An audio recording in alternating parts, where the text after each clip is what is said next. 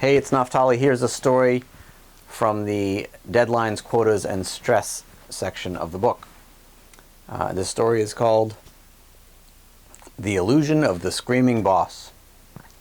Now, about 12, 13 years ago now, I was working at a company.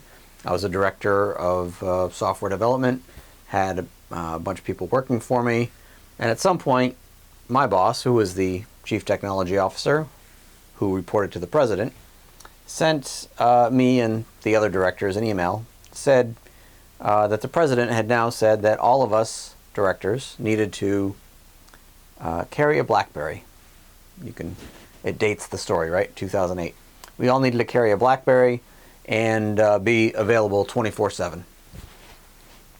So I went into his office and I said, look, I'm just not really down with this plan. You have my cell phone number. If there's an actual emergency, you can call me. But, you know, we kind of run a website, and it's not really even a website, so there's not really like any emergencies that are actually going to happen. I understand that people might get upset at 11 o'clock at night and want something done right away, but that doesn't mean it's an emergency. So I said, if there's an actual emergency, feel free to call me. No big deal. He did not like this. So he was a large man. He was, you know, kind of 6'4" or so, probably 300 pounds, looked like a linebacker. I think he actually was in college. Anyway, we were sitting on opposite sides of his desk. He stood up, walked around to where I was sitting, and, you know, he's just towering over me. And he says, you know, he just starts screaming at me, screaming, and like spitting, like spit's coming out of his mouth and landing on my face. I'm not joking here, right? And he's like, you know, I'm just not going to take any effing shit from you, Knopf. And I'm sick of your crap. He's just yelling at me like nonstop, you know.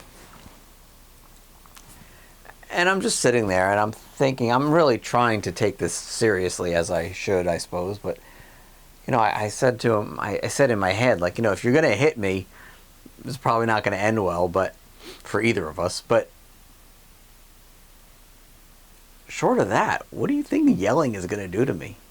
How could I possibly feel bad that you're yelling at me? So there was that I saw, but also at the same time, I kind of saw that, like, it's all made up. This whole idea of business and of websites and of emergencies and of, you know, Blackberries and of hierarchies, it's all made up. It's just all made up of thought.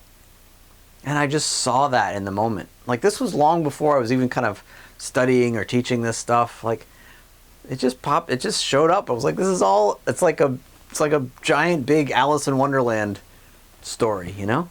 And I just kind of started laughing. He's screaming at me and I just started laughing. I wasn't trying to be a jerk, but it just totally diffused the situation, you know? And I don't know what happened to him, but I think that he maybe saw a little bit of how silly the whole thing was also. And he kind of laughed and he kind of sat down. He was like, all right, I'll talk to him about it.